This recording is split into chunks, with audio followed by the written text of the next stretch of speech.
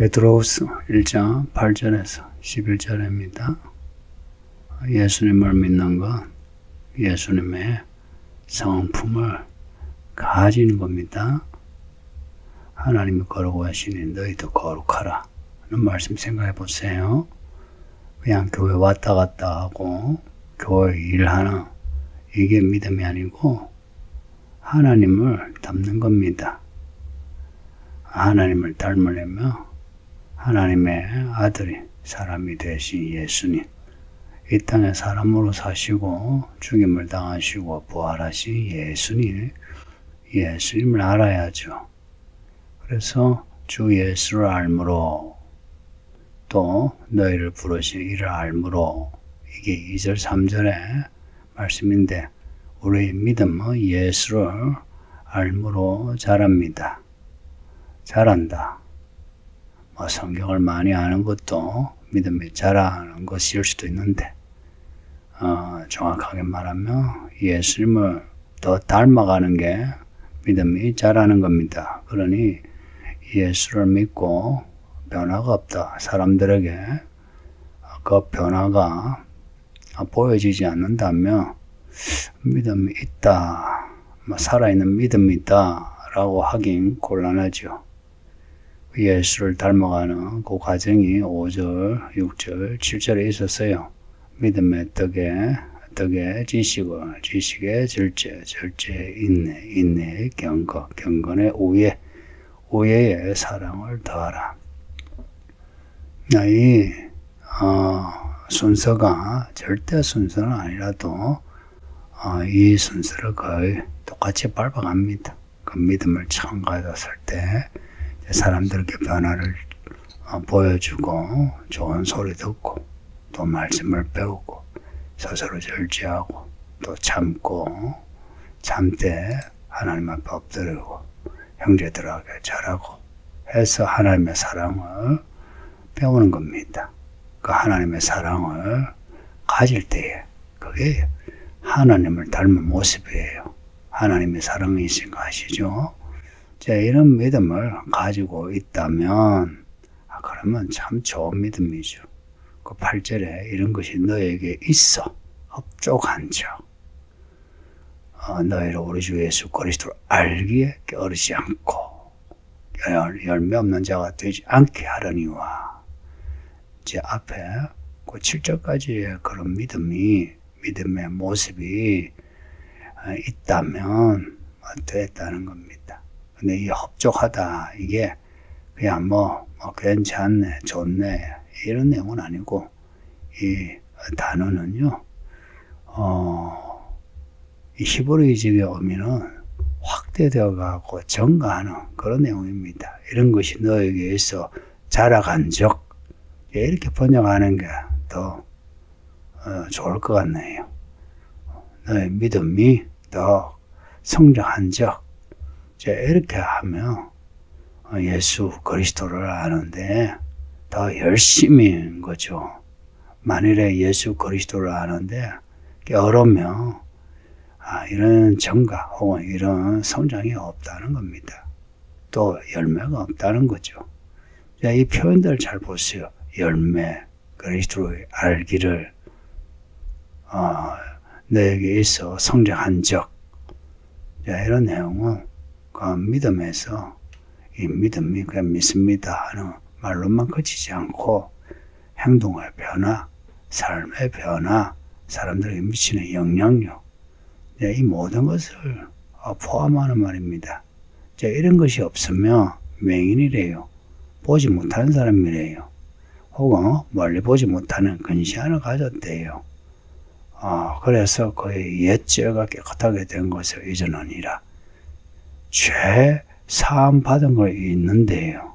이 말씀이 좀 특이하죠. 믿음으로 자라지 않으면 믿음의 맹인이 됩니다. 보지 못해요. 그냥 교회 열심히 믿습니다 하고 다니면은 집사도 되고 장로도 되고 교회 일도 하죠. 사람은 그렇게 그런 일을 시킬 수 있어도 하나님은 하나님의 일꾼, 하나님의 종으로 인정하지 않습니다. 이런 믿음에 자람, 증가하는 믿음, 성장하는 믿음, 변화되는 믿음, 이게 있으면 그리스도를 표대로 해서 살아가는 그런 믿음인 거죠, 그렇죠? 근데 그리스도를 표대로 하지 않으니까 이런 변화, 성장, 자람 이게 없는 거죠. 그리고 그리스도를 표대로 해서 가면 갈수록요, 죄에서 떠나게 됩니다. 사도 바울 같은 사람도 자기를 죄인 중에 괴수라 그러죠. 그거 그냥 뭐 립서비스로 하는 말이 아니고요. 진짜 자신을 고백한 겁니다. 예수님을 표대로 해서 더 알면 알수록 자기 죄가 보이게 되고 회개하게 되고 또 엎드려 겸비하게 되고. 근데 예수 그리스도가 표대가 아니고 그냥 내 종교성, 내 양심, 뭐 내 열정 이게 이제 표대가 되어서 교회생활을 하는 분이 있거든요. 이런 분은 교회 오면 말씀을 배우는 것보다 뭐 자기가 돈이 있으면 돈 내가지고 혹은 재주가 있으면 그 재주로 사람들에게 인정을 받으려고 해요.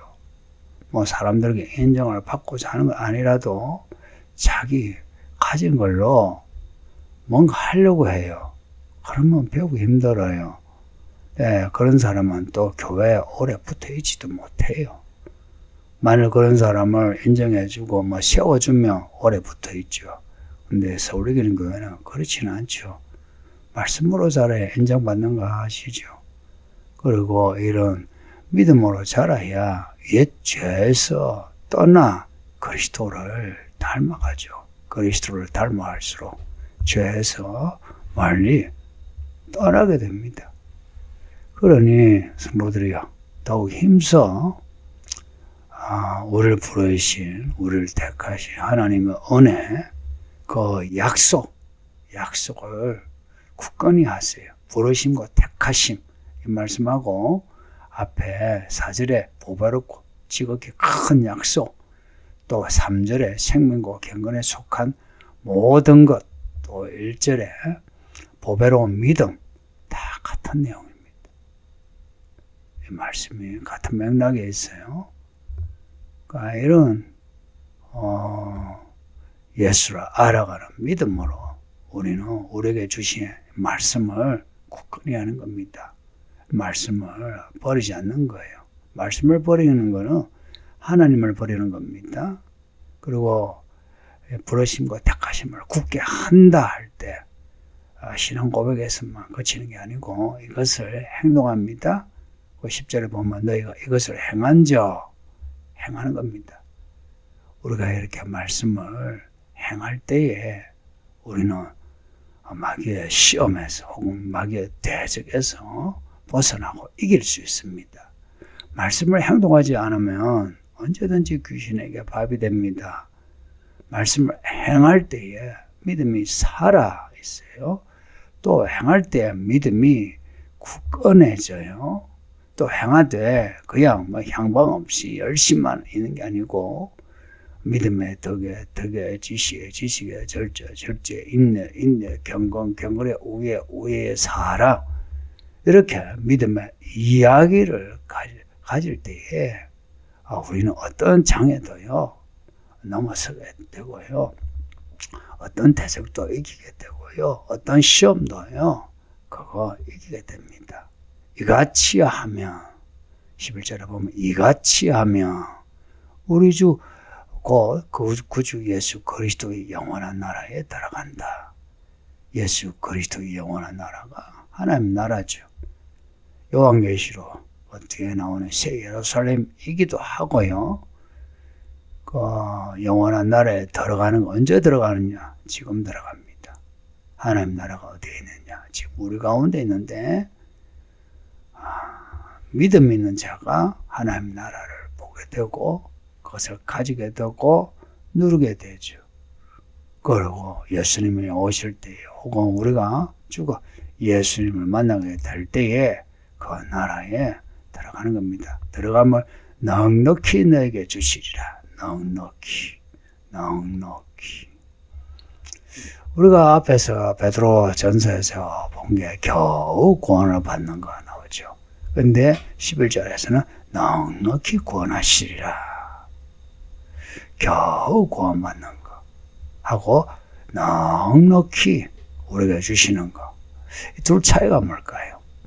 사실 우리는 아무리 믿음으로 자라도 겨우 구원을 받을 수밖에 없는 사람입니다. 근데 하나님이 우리를 사랑하셔 은혜를 베푸사 우리는 겨우 우리 책에서 보면은 겨우 하나님은 은혜로 우리를 넉넉히 천국으로 데려가신다. 넉넉히. 이것은 지금 우리에게 주시는 단단한 약속입니다. 걱정하지 마라. 겨자씨만한 믿음이 있을지라도 내가 넉넉히 천국으로 인도한다 하는 겁니다. 자, 이런 말씀을 읽으면서 나는 천국에 가고도 남아 이러면 안 되겠죠. 내가 내 믿음을 보면 나는 겨우 구원을 받을 수밖에 없는데 하나님이 넉넉히 천국에 들어가게 하시니 감사한 겁니다. 늘 믿음으로 변화되시기를 예수의 이름으로 축복합니다. 아버지 하나님 감사합니다. 오늘도 베드로 후스를 읽게 하시니 감사합니다. 잘 읽고 잘 들어 잘 깨달아 또 잘 결심해서 또 잘 인내하여 이 말씀이 열매 맺게 하소서. 예수 그리스도의 그 영원한 나라가 어떠한 나라인지 매일매일 확인하고 우리가 죽어서는 혹은 예수님이 오실 때는 그 나라에 들어가 영원히 살게 하소서. 예수님 이름으로 기도합니다. 아멘.